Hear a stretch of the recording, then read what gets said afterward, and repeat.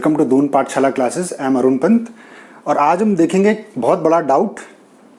Ohm's law सभी को पता है, ठीक है, लेकिन एक छोटा सा डाउट जो हर किसी को रहता है कि Ohm's law V proportional to I है कि I प्रोपोर्शनल टू V है।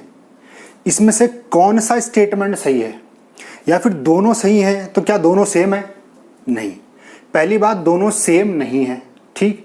फिर काफ़ी टीचर्स आपको कहेंगे ये वाला सही है, क्योंकि इससे उनको लगता है कि V प्रोपोर्शनल टू I तो V इक्वल टू IR आ जाता है, और ये उनको पता नहीं चलता ठीक से, ठीक। लेकिन हम देखेंगे कि दोनों सही हैं, लेकिन दोनों अलग हैं, और कैसे अलग हैं और कैसे सही हैं। देखिए, पहली बात, इस प्रोपोर्शनैलिटी का मतलब आप समझिए। V प्रोपोर्शनल टू I का मतलब क्या है, या पहले नीचे वाला हम देखते हैं, आसान रहेगा समझने में। I प्रोपोर्शनल टू V का मतलब क्या है कि वोल्टेज देने पे हमको करंट मिलेगा। Voltage is input, current is output. तो क्या वोल्टेज देने पे करंट मिलता है? बिल्कुल इस वाले केस में देखते हैं। देखिए, आपने एक बैटरी लगाई और इस सर्किट में करंट फ्लो होना चालू हो गया, मतलब वोल्टेज देने पे करंट मिला, इस वोल्टेज से करंट मिला ना आपको, ठीक है।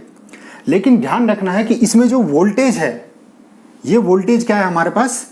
EMF, ठीक। ये वोल्टेज हमारे पास क्या है? EMF, जिसको इलेक्ट्रोमोटिव फोर्स भी कहते हैं, ठीक है। तो ये स्टेटमेंट तो ऐसा सही है, ठीक। लेकिन अब डाउट है ऊपर वाली स्टेटमेंट का। वो क्या है? V प्रोपोर्शनल टू I, मतलब करंट इनपुट है, वोल्टेज आउटपुट है। क्या करंट देने से वोल्टेज मिलता है? ठीक है, जनरली हम सोचेंगे नहीं मिलता है, लेकिन ऐसा नहीं है। अगर आप इस सर्किट में देखिए, अगर यहां से करंट फ्लो हो रहा है तो इस करंट के कारण एक वोल्टेज ड्रॉप आता है, ठीक, जिसको हम क्या कहते हैं? पोटेंशियल डिफरेंस कहते हैं, ठीक। तो मतलब यहां पे करंट के कारण एक potential difference across the wire develop हुआ, ठीक है। तो ये वाला पोटेंशियल डिफरेंस इस वाले वोल्टेज से अलग है। यहां पे वोल्टेज EMF है, और यहां वाले पे जो वोल्टेज है, ये वोल्टेज हमारे पास क्या है? That is potential difference, right. तो इसका मतलब दोनों स्टेटमेंट सही हैं, दोनों ही ओम्स लॉ हैं, दोनों ही हमारे पास क्या है? ओम्स लॉ हैं, लेकिन दोनों का मीनिंग अलग अलग है, ठीक। अब इसमें एक चीज मैं आपको और बता देता हूं, तब आप सोचेंगे कि ऐसा कैसा है। देखिए,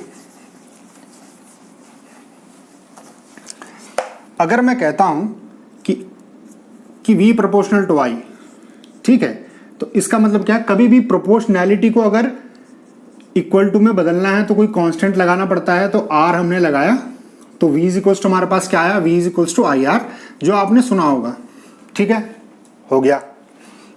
दूसरा देखते हैं, I प्रोपोर्शनल टू V में क्या होगा? यहां पे भी कोई प्रोपोर्शनैलिटी कांस्टेंट लगाना पड़ेगा, लेकिन वो क्या होगा? G। अब G क्या होता है? G को कहते हैं कंडक्टेंस, और इसकी वैल्यू क्या होती है? G की वैल्यू क्या होती है हमारे पास? G is equals to 1/R। Conductance is equals to 1/ resistance. This G is conductance, right. Sorry, this is I, right? This is V. So this also becomes V is equals to IR. So from both the cases we come to the same formula, that is V is equals to IR, right? तो ये तो इसके बारे में था। अब एक point मैं लास्ट आपको बता देता हूं। काफी लोग समझते हैं कि V is equals to IR को काफी लोग ओम्स लॉ कहते हैं, ठीक है। ध्यान रखिएगा, ये नोट में फर्स्ट पॉइंट है, ये ओम्स लॉ नहीं है, ठीक। This is definition of resistance. This is definition of resistance, ठीक। और सेकंड पॉइंट, क्या ओम्स लॉ यूनिवर्सल है? बहुत इंपॉर्टेंट पॉइंट है, काफी बार क्वेश्चंस पूछे जाते हैं। Ohm's law is not universal. Universal मतलब जो हर जगह अप्लाई होता है, जैसे न्यूटन का लॉ ऑफ ग्रेविटेशन यूनिवर्सल है, ठीक है, इसलिए उसमें जो कैपिटल G है उसको आप यूनिवर्सल ग्रेविटेशनल कांस्टेंट बोलते हैं, ठीक। लेकिन क्या आप R को यहाँ पे यूनिवर्सल रेजिस्टेंस बोलते हैं? नहीं, ठीक है। इसका मतलब ओम्स लॉ हर किसी पर नहीं लगता। जैसे मैं इंसुलेटर की बात करता हूँ, ओम्स लॉ का स्टेटमेंट क्या है? जैसे मैं I प्रोपोर्शनल टू V लेता हूँ, मतलब वोल्टेज देने पर करंट मिलता है। तो क्या किसी इंसुलेटर पे अगर आप इस पे वोल्टेज दे देंगे तो क्या आपको करंट मिल जाएगा?